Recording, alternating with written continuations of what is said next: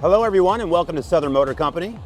Today I'll be showing you this 2005 Chevrolet SSR that we have here for sale at our dealership. This vehicle is red in color with the black leather interior.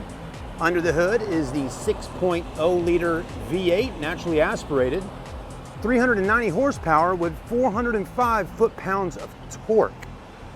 It's an absolutely gorgeous vehicle in pristine condition, as you're going to see right here today on the video. Paint's in great shape.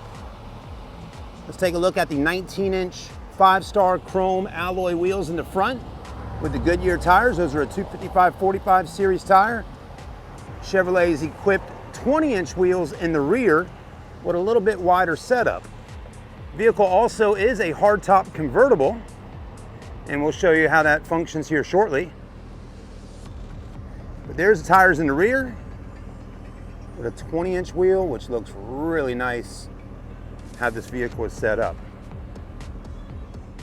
It's got a nice wide stance to it, dual exhaust,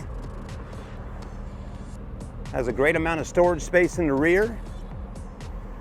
Let's go ahead and take a look at the interior. Also has tinted windows all the way around.